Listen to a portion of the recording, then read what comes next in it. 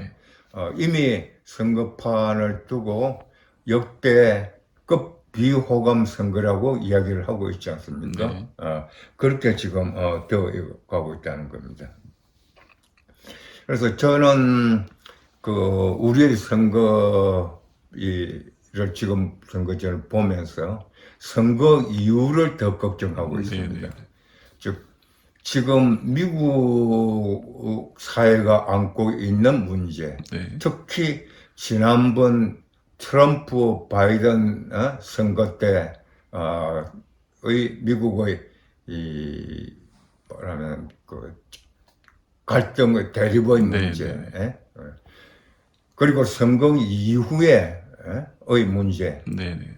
그대로 이렇게 나가고 있다고 보이시거든요. 네. 지난번 미국에서 트럼프 바이든 선거 때 선거가 끝나고 나서 트럼프가 선거 불복했거든요. 네. 불복하고 의사당에 이렇게 난입하고 그랬지 않습니까? 그거야말로 정말로 이렇게 민주주의를 완전히 죽이는 거였거든요. 네. 그리고 선거 끝난 지금 시점에 있어서도 미국은 여전히 트럼프는 부정선거다고 주장을 하고 있고, 네. 그리고 이 선거 결과를 받아들일 수 없다고 이야기를 하고 있습니다. 트럼프만 그렇게 이야기하고 있는 것이 아니라 이 트럼프 이 이야기에 대해서 미국 사회가 완전히 반으로 지금 나눠져 있습니다. 선거의회 통합은커녕 대립과 대결이 보수와 진보 진영의 대결이 더욱 더 첨예화되고 있다. 과연 미국이 이런 민주주의를 다시 되살릴 수 있느냐 하는 그런 상황에 지금 처해 있거든. 그런데 한국 대선이 지금 딱 그렇게 돼 있다. 트럼프가 선거 때 한 것은 뭐였습니까? 선거 전략은 혐오로의 선거. 국민들 다수가 혐오감을 불러일으키게 하는 것. 그래서 분노의 선거가 되게 하는 것이었거든. 인종제, 인종 간의 혐오, 인종에 대한 혐오, 특히 소수민족에 대한 혐오. 그래서 트럼프가 선거를 통해서 더 불질렀고 그것이 선거 끝나고까지 이어지고 있습니다. 그리고 백인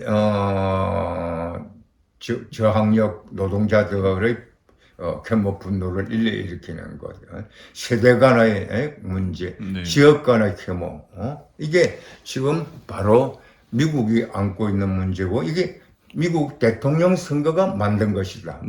트럼프가 만든 것이다. 그런데 그게 지금 우리나라에서 꼭 그대로 보여지고 있다고 보세요. 저는 전에서부터 그 점을 열심히 보고 있거든요. 이거 어느 특정 후보의 선거 전략은 완전히 트럼프 전략 뺏기기구나. 혐오감을 불러일으키는 선거. 나아가서 혐오에 그치지 않고 분노를 일으키게 하는 것. 그리고 세대 간의 어떤 혐오감. 여성과 남성 간의 특히 20대를 중심으로 해서 대립의 혐오감. 또 이주노동자 외국인에 대한 또 혐오감. 어떤 특정 국가에 대한 또 혐오감. 그리고 나아가서 남북 간의 대립 갈등을 불러일으키는 그러니까 희망의 선거가 아니라 바로 적전에 분노와 혐오의 선거를 하고 있는데 이것이 선거가 끝나면은 어느 후보가 당선되든지 간에 오히려 우리가 더 큰 문제가 되고 있다. 미국이 선거 끝나고 나서 트럼프 바이든 대통령이 취임했지만 오늘까지 통합이 이루어지지 않고 더 대결이 이렇게 첨예화되는 것처럼 우리가 그렇게 가도록 되어 있다. 이게 지금 이번 선거가 안고 있는 가장 큰 문제인 것이죠. 우리는 지금 어떤 시대에 속하고 있나? 인류사적 대전환기에 속하고 있다는 것이죠. 그 첫 번째는 코로나 위기, 두 번째가 기후 위기, 세 번째가 AI 인공지능이 유발하는 4차 산업혁명.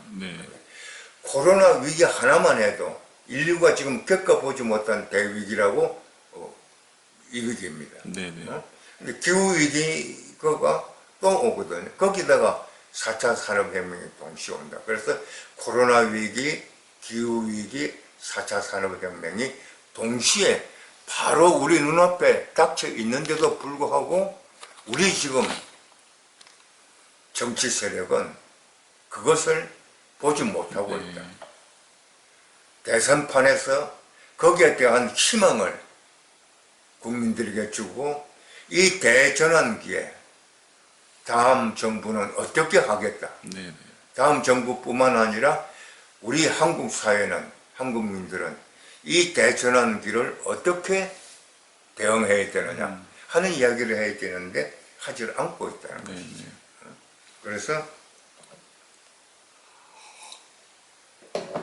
코로나 이후, 코로나19 이후의 세계가 어떤 세계일까?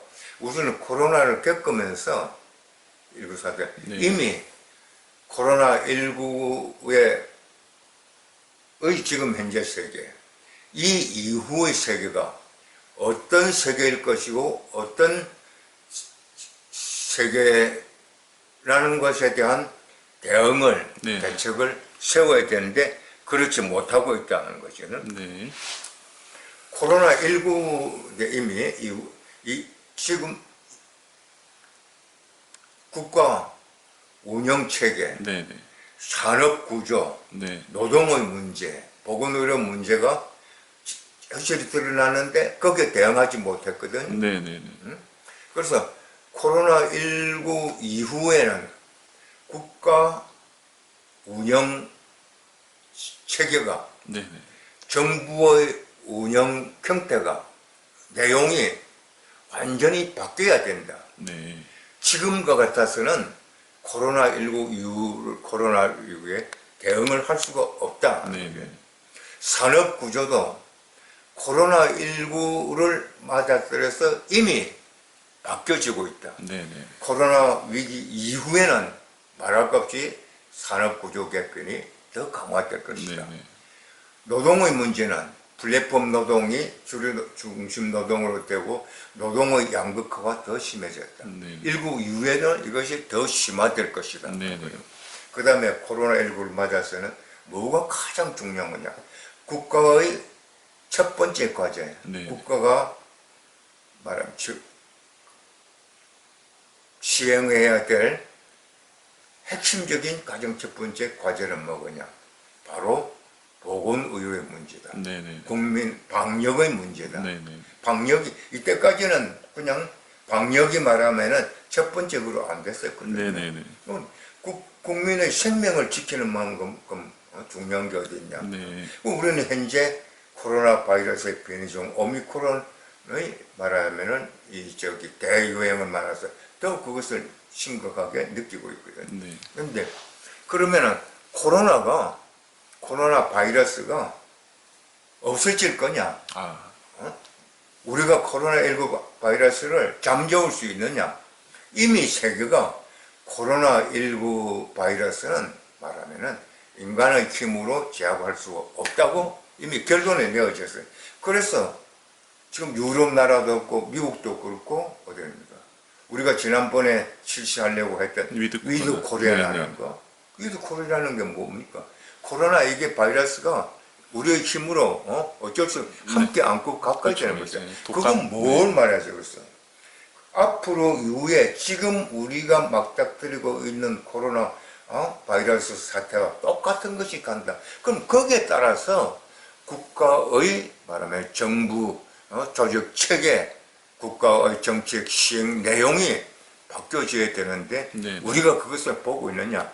아니다는 것이. 이게 굉장히 심각한 문제입니다. 그래서 거듭 말씀드리지만은 대통령 선거 때 이것을 말하면 이 부분에 대한 것을 우리는 지금 어떤 시기에 처하고 있다는 것을 정확하게 다시 이야기하고 이 이후에 우리의 국가는 우리의 말하면은 정부의 정책 방향은 어떻게 되느냐 하는 것 방향을 제시를 하고 국민적 토론이 일어나고 합의점이 찾도록 해야 되는데 아니게 되어 있다 이거지.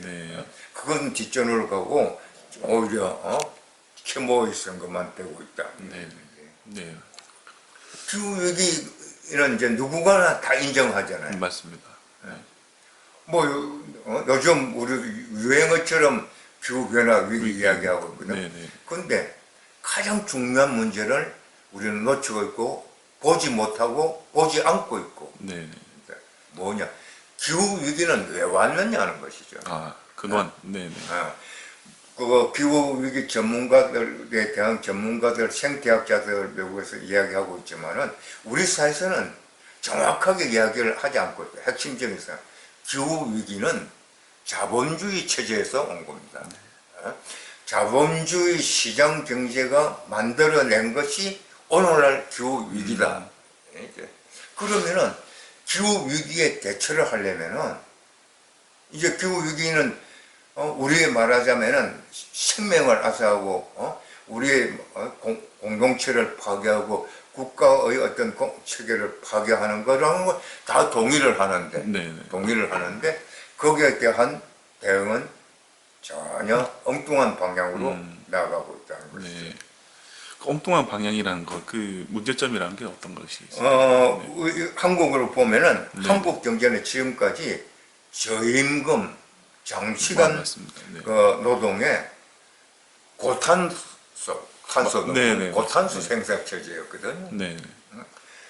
그러면은 저임금, 장시간 노동, 세계에서 우리가 표본 말하자면 제 나라처럼 돼 있고 탄소 수지가 있고 있는데 이런 것들이 아까 말하자면은 자본주의 체제, 자본주의 시장 경제 체제에서 이렇게 나왔는데도 불구하고 거기에 대한 이야기를 안고 있고 하면은 그거는 사회주의적 발상이다.